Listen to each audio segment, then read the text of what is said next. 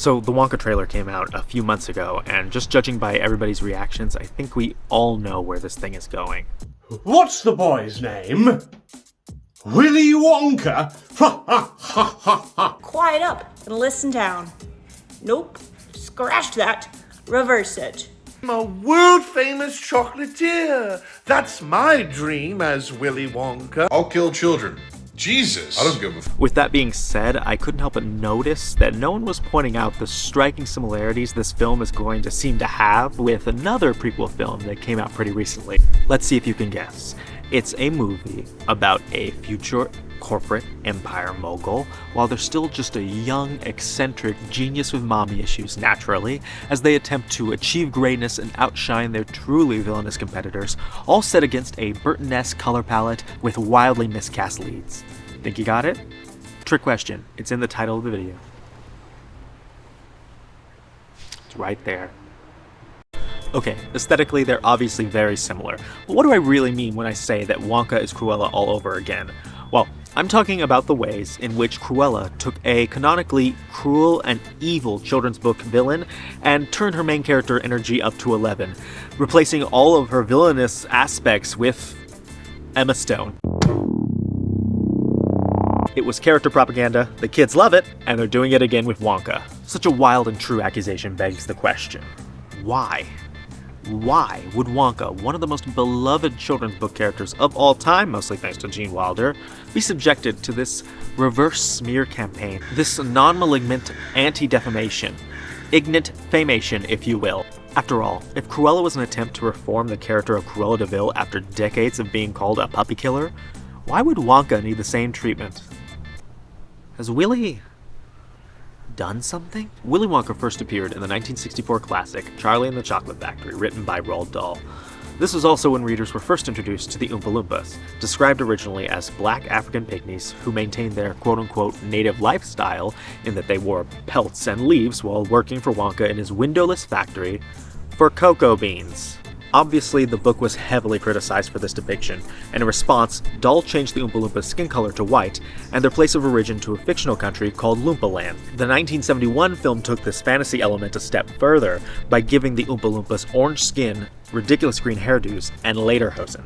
This is the version of Oompa Loompas we see at the end of the Wonka trailer, played by Hugh Grant, and in one way, it ties the film closer to the 71 version, but in another, it completely gives away what the filmmakers are going for here. Despite the description of Oompa Loompas changing so much over the years, their role as a group of people whom Willy Wonka entices with mere cocoa beans to work with him has miraculously survived. From a mention in the 71 version to full-blown flashbacks in the 2005 and musical versions of the story, it seems that Willy Wonka just can't help but describe the story of how heroic he was to have rescued this group of people from their home so that they may work and live in a factory for the rest of their lives for beans. In case you don't know, chocolate has a very well-known history of colonization and using slave labor in its production.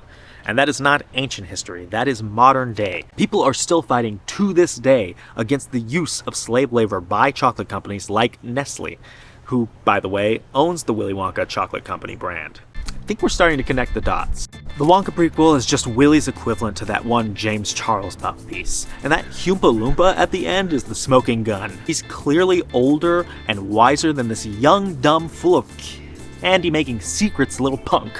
Whatever agreement they may come to, no doubt the film will attempt to make it seem fair and just for everyone involved. Even the man in the jar. All this to say, how is Wonka like Cruella? Well, in the same way that Cruella attempted to revitalize and recontextualize its main character to cast her in a better light in order to sell more merchandise, Wonka will attempt to revitalize and recontextualize its main character to cast him in a better light in order to sell more merchandise. Is this the best we can hope for from a modern take on the Charlie and the Chocolate Factory story? No! Obviously not. We follow Charlie Bucket for a reason. He's the everyman. He is the audience stand-in with which we experience all the whimsy of Willy Wonka. Yes, less depictions of slavery in children's media is definitely a good thing, but who is benefiting from the rationalization of all these one-sided relationships and the propping up of corporate moguls? Anyway, support SAG-AFTRA and the WGA during the strikes, and try to look for chocolate that doesn't use slave labor. Good night. Thank you for watching. If you liked the video, go ahead and leave a like. And if you really liked the video, go ahead and subscribe for more like it. And if this video gave you a strong emotion, share that emotion in the comments so that I too may feel that emotion.